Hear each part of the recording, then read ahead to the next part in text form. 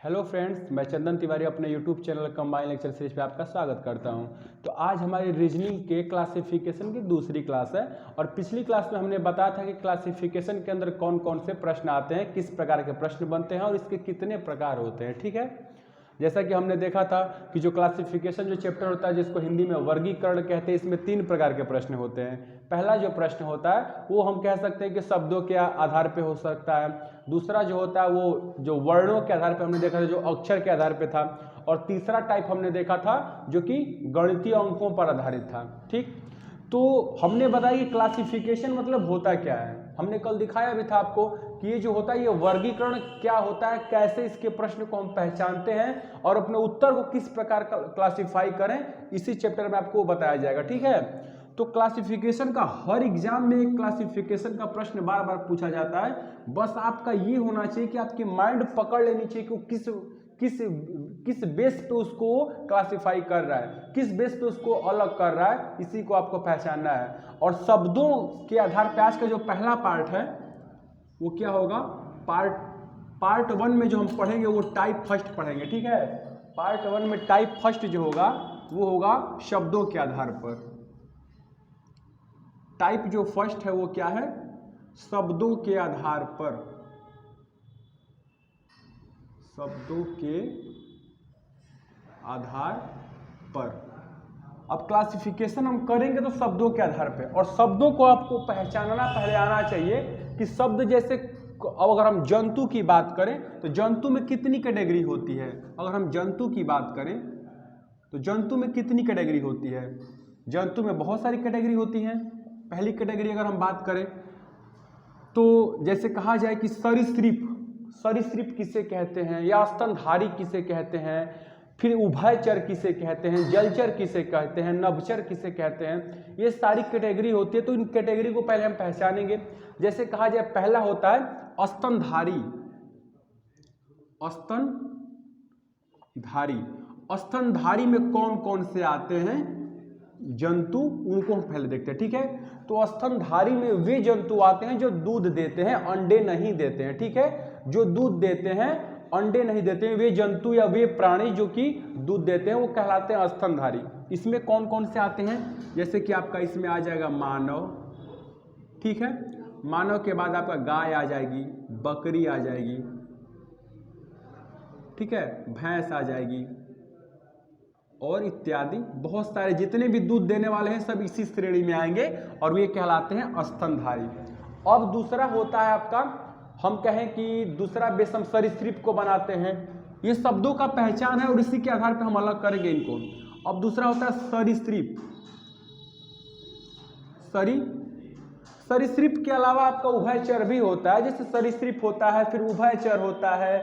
तो सरीसृप में कौन कौन से आते हैं पहले आपको ये समझना होगा।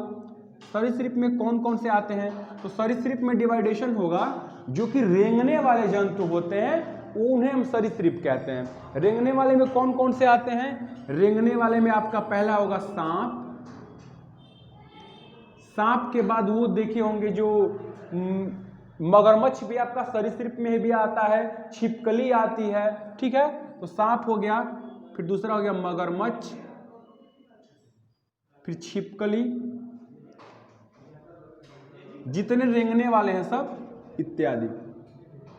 बात समझिएगा, सरीसृप जंतु हम समझ गए। अब हम देखेंगे कि वे जंतु का डिवाइडेशन करना है तो जंतु में हम रख सकते हैं उभयचर किसे कहते हैं, उभयचर, या जलचर किसे कहते हैं। तो जलचर में वे होते हैं जो सिर्फ जल में रहते हैं। जल में रहने वाले जंतु कौन कौन से होती हैं, मछली होती है जो कि बाहर नहीं रह सकती, मछली हो सकती है। मगरमच्छ तो आपका बाहर भी रहता है अंदर भी रहता है। तो मछली के अलावा मछली की कई प्रजातियां होती हैं, तो मछली आपकी जलचर में आती है। मछली की जितनी भी वेल हो गई, वेल। एक और बात याद रखिएगा, स्तनधारी जो होते हैं, स्तनधारी में आपका चमगादड़ और वेल भी आता है। ये सबसे ज्यादा इंपॉर्टेंट है, इसको हमने नोट करा। भैंस तो सबको पता है, चमगादड़ भी अब स्तनधारी में आता है, तो इसको याद रखिएगा। चमगादड़ और वेल ये दोनों क्या हैं, दोनों देती हैं, दूध देती हैं। ठीक है, इत्यादि। अब ये दो शब्द हैं, इन्हें अपने माइंड में रखिएगा। लोग तो गाय भैंस बकरी को सरीसृप ये क्या कहते हैं स्तनधारी में क्लासिफाई कर देते हैं, लेकिन चमगादड़ और व्हेल को नहीं कर पाते। तो ये दोनों नोट करने लायक है। मछली जो होती है वो जलचर होती है, व्हेल होती है। ऐसे बहुत सारी मछलियां, जितनी भी मछलियां होंगी या फिर जितने की सिर्फ जल में रहने वाले हैं, बाहर नहीं रह सकते, उन्हें हम कहते हैं जलचर। ठीक है। अब जलचर के बाद होता है नभचर। नभचर में सारी पक्षियां आती हैं। ठीक है, नभचर में सारी पक्षियां आ जाएंगी। ठीक है, इसको हम कह लेते हैं, मछली तो हो ही गया आपका इत्यादि। अब हम कहते हैं नभचर में आती हैं सारी पक्षियां जो आकाश में रहे। नभ मतलब होता है आकाश। पक्षियां जितनी भी होंगी आपकी सारी नभचर में आ जाएंगी, जितनी भी पक्षी होती हैं सारी। अब नभचर के बाद उभयचर किसे कहते हैं? उभयचर। उभयचर में कौन कौन सी कैटेगरी होती है? उभयचर में वे होते हैं जो जल में भी रहें, जल के साथ साथ जमीन पर भी रहें, दोनों जगह पर रहने वाले को हम कहते हैं उभयचर कहते हैं। और उभयचर में कौन कौन से आते हैं? जैसे मगरमच्छ होता है, कछुआ होता है, मेढक होता है, ये सारे दोनों जगह रहते हैं। तो मगरमच्छ के बाद कछुआ, मेढक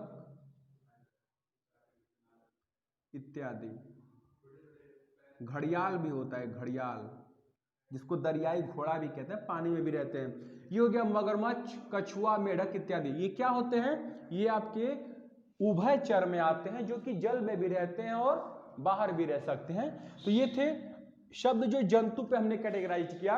जंतु और भी होते हैं। जंतु के अगर हम कहें तो शाकाहारी, मांसाहारी पे हम कह सकते हैं। शाकाहारी में कौन कौन से आते हैं? पहला हो गया शाकाहारी। शाकाहारी किसे कहते हैं? जो मांस मछली ना खाए। इसमें आपका आ जाए गाय। शाकाहारी जंतु गाय, बकरी,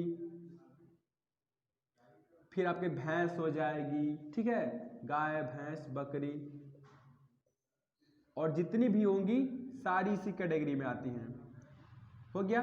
शाकाहारी के बाद अगर मांसाहारी की बात किया जाए, मांसाहारी, तो मांसाहारी में कौन कौन से आते हैं? मांसाहारी में आपके आ जाएंगे शेर, लोमड़ी, कुत्ता भी उसी में आता है। कुत्ता मांसाहारी में तो आता है, लेकिन कुत्ता सर्वाहारी में भी आता है, तो कुत्ता को फिलहाल में हम रखेंगे नहीं इसमें। शेर हो गया, लोमड़ी हो गई, कौवा भी आपका सर्वाहारी में आ जाएगा। शेर हो गई, लोमड़ी हो गई, चीता हो गया। ठीक है, तो ये हो गया इत्यादि। बात समझिएगा बस। अब सर्वाहारी में कौन कौन से होंगे? सर्वाहारी जो होते हैं,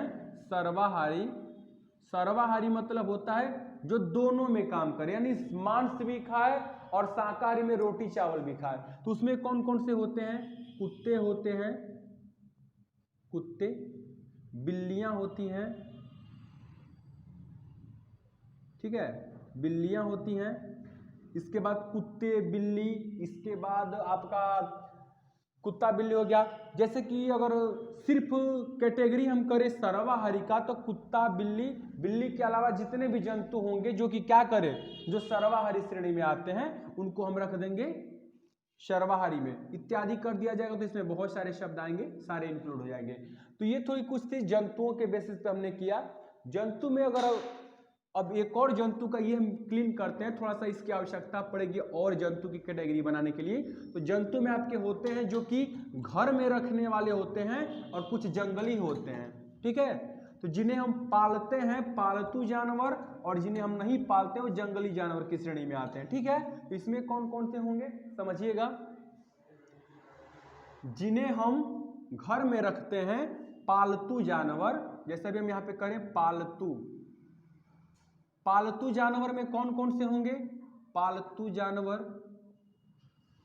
जानवर में आपके हो जाएंगे, देखिएगा, गाय, बकरी, वही बात आपके माइंड में होगा अभी, भैंस, कुत्ता भी होता है, कुत्ता इत्यादि। बात समझिएगा। अब पालतू के बाद होते जंगली जानवर। जंगली जानवर में कौन कौन से आते हैं? जंगली जानवर में आपके आएंगे जितने भी जंगल में पाए जाते हैं, तो जंगली में आपके आ जाएंगे शेर, चीता, लोमड़ी, ठीक है, शेर, चीता, लोमड़ी और इत्यादि कर दीजिए। जंगली बहुत सारे होते हैं लेकिन फिलहाल में ज्यादा नहीं, हमें बस ये बताना है किस श्रेणी में किसे रखा गया, ठीक है। ये थे जंतु की कैटेगरी। अब आते हैं थोड़ा पक्षी के बारे में देख लेते हैं। जंतु की कैटेगरी और भी हो सकते, तो अपने देखिए जीएस का कोई अंत नहीं है। जीएस के किस बेस पर आपको क्लासिफिकेशन मिल जाएगा ये कोई नहीं कहा जा सकता। तो यहां से हम आते हैं पक्षी के बारे में समझ लेते हैं। पक्षी कौन कौन सी श्रेणी पे अलग किए जा सकते हैं। पक्षी में भी आपके शाकाहारी मांसाहारी होते हैं। तो शाकाहारी पक्षियों और मांसाहारी पक्षियों में अगर देखा जाए तो कौन कौन से श्रेणी में आएंगे? शाकाहारी में आपके आ जाएंगे, शाकाहारी पक्षी में तोता आ जाएगा, ठीक है, आपकी मैना आ सकती है शाकाहारी में, और तोता हो गया, मैना हो गई, जो गौरैया होती है, ये चीजें होती हैं। और मांसाहारी में चील हो जाएगा, बाज हो जाएगा, ठीक है। तो ये सारी शाकाहारी पक्षी के बेस पे। देखिए जंतु को तो हमने कर लिया, अब पक्षी को देख लेते हैं। तो पक्षी की फिलहाल में हमने दो कंडीशन बनाई, ठीक है। पहली जो हो जाएगी वो क्या होगी? शाकाहारी, और दूसरी मांसाहारी। शाकाहारी और मांसाहारी में पक्षियां होती हैं। शाकाहारी में कौन कौन सी श्रेणी बनती है? शाकाहारी में आप क्या आ जाएगी? तोता,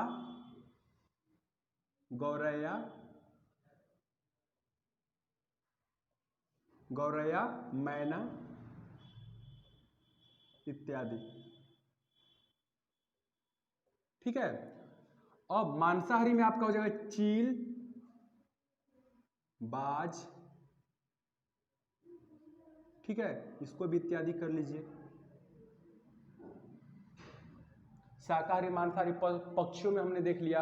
अब इसके बाद अब थोड़ा सा हम शाकाहारी मांसाहारी को देख लिए। इसके बाद एक और कैटेगरी होती है उड़ने वाले पक्षी, ना उड़ने वाले पक्षी। दो ऐसे पक्षी होते हैं जो कि ना उड़ने वाले कंडीशन में आते हैं। तो उड़ने और ना उड़ने, देखिएगा, उड़ने वाले और ना उड़ने वाले, ना उड़ने वाले, उड़ने और ना उड़ने वाले। उड़ने वाले में सारी पक्षियां आती हैं, तो आपको पता चलता है कि जैसे कि तोता हो जाएगा, कौवा हो जाएगी, सारे कौवा, फिर गौरैया इत्यादि। लेकिन ना उड़ने वाले में सिर्फ दो होता है। कौन सा? याद रखिएगा, एक आपका मुर्गा होता है, ज्यादा कहाँ पता, थोड़ा सा फुदकता है सिर्फ। और एक होती है कीवी, एक होती है कीवी, पक्षी का नाम है। ये दोनों जो हैं वो क्या होते हैं? उड़ते नहीं हैं, ठीक है। ये हो गया। तो पक्षी का हमने बेस देख लिया। अब जो अगली बेस होगी वो होगी फल के ऊपर। जो फल की कैटेगरी होती है, फल में किस किस बेस पे आप अलग कर सकते हैं? फल में हो सकता है कि बिना बीज वाले फल और एक बीज वाले फल, दो कैटेगरी बनती है ना। जैसे बीज वाले आपका आम आ जाएगा और बिना बीज वाले में आपका अंगूर आ जाएगा, केला आ जाएगा, इस तरीके से, ठीक है। तो आपका फल का जो बेस होता है, फल, वो किस तरीके से डिवाइड होता है? फल को अगर डिवाइड किया जाए तो फल का पहला बेस हम कर लेते हैं यहां से, क्या? बीज वाला, बीज वाले, और दूसरा बिना बीज वाले।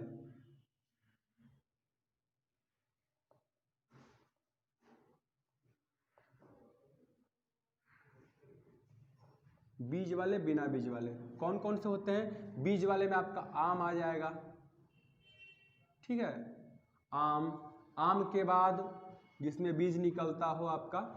बिना बीज वाले पहले लिख लेते हैं, ठीक है, केला हो जाएगा, अंगूर, संतरा इसमें हो जाएगा, समझते चलिए, संतरा, इसमें अनार हो जाएगा, अनार के बाद लीची इसमें हो जाएगा। दोनों लिखते चलेंगे तो भूलेगा नहीं, इस तरीके से, इत्यादि, और इसको भी इत्यादि कर लेते हैं। इत्यादि। ठीक है, इत्यादि। अब बिना बीज वाले हो गए। अब एक होता है रसदार फल, एक होता है सूखा फल, याद रखिएगा। एक होता है रसदार फल, कैटेगरी देखते रहिए, हम अभी प्रश्न जब देंगे तब समझ आएगा। और एक होता है सूखा फल, सूखा फल। रसदार में कौन कौन से आएंगे? जितने आपके सड़ने वाले फल होते हैं, ज्यादा दिन तक रखेंगे गल जाएंगे, सड़ जाएंगे, वो सारे रसदार में आते हैं। और सूखा वे फल होते हैं जिनको आप कई दिनों तक रख देंगे, 2 महीना 3 महीना, नुकसान नहीं होने वाले हैं। तो सूखा रसदार में कौन कौन से आते हैं? रसदार में आपका आ जाएगा केला, आ जाएगा, सारे फल, जैसे कि आपका अनार हो गया, आम हो गया, अंगूर हो गया, बात समझ गए होंगे आप, इत्यादि। और सूखे फल में कौन कौन से आ जाएंगे? ठीक है, देखिएगा, काजू, किशमिश, काजू किशमिश, बादाम, बादाम के बाद काजू किशमिश, काजू हो गया, किशमिश हो गया, बादाम हो गया, छुहाड़ा होता है। ठीक है, छुहाड़े आ जाते हैं इसमें, इत्यादि। ये हो गया, सूखे फल में आ गए। अब इसके बाद जो कैटेगरी बनती है, इसके बाद याद रखिए जो कैटेगरी बनती है वो होती है सब्जी की। फल के बाद थोड़ा सब्जी को देख लेते हैं। सब्जी में कौन कौन सी कैटेगरी डिवाइड होती है?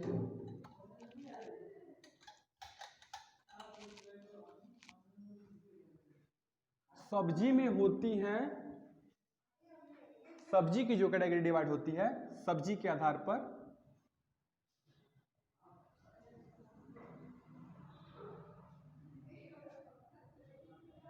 एक होती है सब्जी जो जमीन के अंदर निकलती है, एक सब्जी होती है जो बाहर निकलती है। तो उन दोनों के आधार पर हम इनको अलग कर सकते हैं। सब्जी एक जमीन के अंदर और दूसरी हो जाएगी जमीन के बाहर।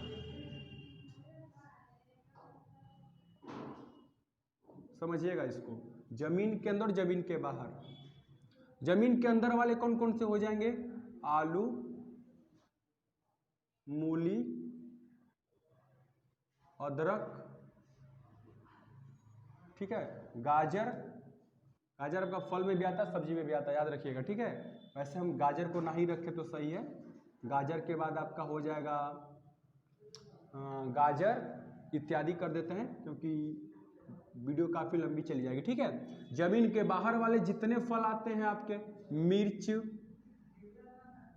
गोभी, लाइन थोड़ी सीधी खींची जाए, ठीक है, मिर्च, गोभी, गोभी के बाद बैगन, बैगन, ठीक है, सारी सब्जियां आती हैं इसके अंदर। बैगन हो जाएगा, फिर आपका बैगन हो गया, मिर्च हो गई, गोभी हो गई, बैगन, बैगन में मटर, इत्यादि। ठीक है, ये हो गया जमीन के अंदर वाले। अब इसके बाद आते हैं लता, लता वाले जो फल होते हैं वो होता है आपका, जैसे कि उसका होता है आपका लौकी का पौधा होता है, फिर आपका पंपकिन जो होता है, कद्दू होता है। उस तरीके से आपके लता के आधार पे होते हैं लता वाले, लता वाले सब्जी, लता वाली सब्जियां। लता वाली सब्जी कौन कौन सी होती हैं? उसमें आपके जी लौकी आ जाएगी, कद्दू, कद्दू हो गया, एक कोहड़ी बनती है ना, कोहड़ी घर में बनती होगी, इत्यादि। ये हो गया। तो ये हमने देखा सब्जी का बेस। अगला हम देखेंगे शरीर के अंगों के आधार पर, शरीर के अंगों के आधार पर। देखिए शब्द का हम जितना लिखवाएंगे उतना ही वो कम है, याद रखिएगा। शब्द आपके माइंड में होना चाहिए, क्या क्या चीजों को रखें। जिला के आधार पे हो सकता है, 3 जिला दे देगा, एक आपको राज्य दे देगा, कंफ्यूज हो जाएगी, राज्य को क्लिक करेंगे, राज्य दे देगा, एक देश का नाम दे देगा, मुद्राएं दे सकता है, ठीक है, सोना चांदी दे सकता है, सोने सारे वस्त्र दे देंगे, उसमें से एक अयस्क दे सकता है। साइंस के आधार पे चलें तो साइंस में आपका 3 नाम विज्ञान से रिलेटेड होगा, एक आपका मैथ का कोई शब्द हो जाएगा, तो किसी भी आधार पर आपको वो अलग कर सकता है। बस आपके माइंड में होना चाहिए कि हम किस बेस पे इसको अलग कर रहे हैं। जैसे हमने जो इंपॉर्टेंट बातें थी वो तो हमने आपको डिस्कस कर रखा है, और बीमारी के आधार पर होता है। शरीर के बाहरी अंग में आपका हाथ, नाक, आंख, कान सब आ जाएगा।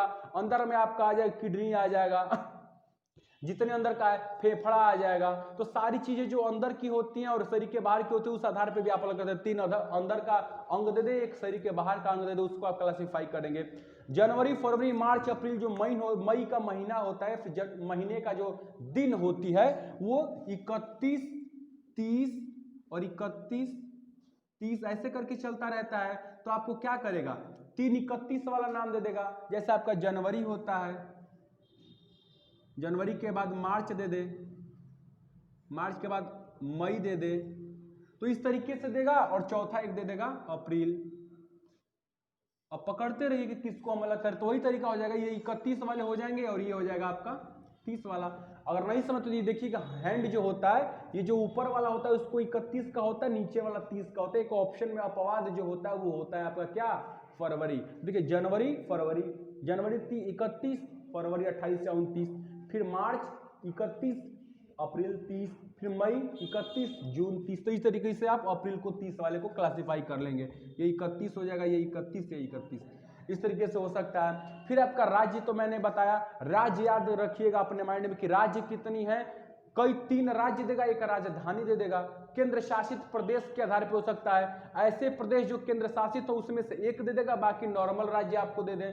तो इस तरीके से आपको क्लासिफिकेशन जो शब्दों के होते हैं कई प्रकार से आप सोच सकते हैं। जितने तरीके से आपके माइंड में जितनी जीएस है, आपको चंद्रमा के ग्रह उपग्रह पर दे सकता है। भूगोल में चला जाएगा तो भूगोल में क्या होगा, 3 ग्रह दे देगा, एक उपग्रह दे देगा। तो उस तरीके से भी होता है। जिससे ग्रह उपग्रह को हम डिस्कस थोड़ा सा कर लेते हैं कि ग्रह उपग्रह में कौन कौन से नाम आते हैं जो कि ग्रह में होते हैं, और कौन कौन से नाम होते हैं जो कि उपग्रह में होते हैं। या फिर फिजिक्स की बात करें तो फिजिक्स से भी प्रश्न उठते हैं। खेल से होते हैं, खेल जो घर के अंदर खेले जाते हैं। जैसे खेल की बात करें, खेल तो एक होता है घर के अंदर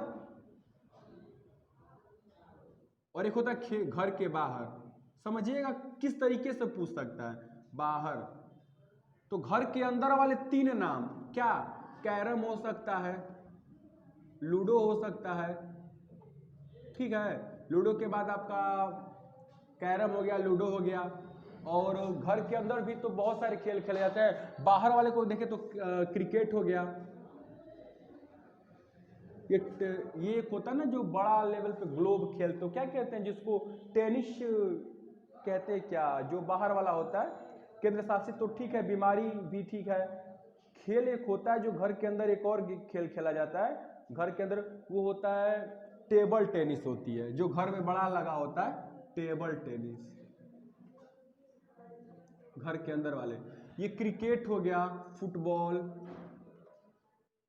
ठीक है। तो इसमें से 3 नाम ये, एक नाम ये कैटेगराइज्ड हो गया। तुरंत आप करेंगे कैरम, लूडो, टेबल टेनिस में से फुटबॉल, तो फुटबॉल को आप क्या करेंगे, ट्रिक कर लेंगे। तो इस तरीके से आपके सारे प्रश्न होते हैं जो कि एग्जाम्स में पूछे जाते हैं। बीमारी पर हो सकता है, केंद्र शासित प्रदेश पर हो सकता है, राज्य पर हो सकता है, जो भी प्रश्न हो बस आप उसको देखिएगा किस प्रकार वो 3, इसमें एक रूल होता है, वो रूल अप्लाई करिएगा हमेशा, तब आपका प्रश्न बनेगा कि जो 3 कंडीशन होगी वो 3 एक कंडीशन की होती हैं, और जो चौथी होती है वो अलग होती है। उस चौथी वाली को आपको पहचाना होगा। 3 जो होंगे वो किसी ना किसी तरीके से जुड़े होंगे, उनका बस वो लॉजिक पकड़ना है, बस आपका आंसर आपके सामने होगा। तो कल हम इसके उन प्रश्नों को कराएंगे जो कि बार बार एग्जाम्स में पूछे जाते हैं, उन्हीं एग्जाम्स के प्रश्नों को कल हम बताएंगे। और कल की क्लास जो होगी आपको क्लासिफिकेशन के शब्दों के आधार पे जो भी इंपॉर्टेंट प्रश्न है उनके लिए होगी, उनको आप ध्यान से पढ़िएगा, क्योंकि जो कल की क्लास है वो वेरी इंपॉर्टेंट रहेगी। ठीक है, धन्यवाद।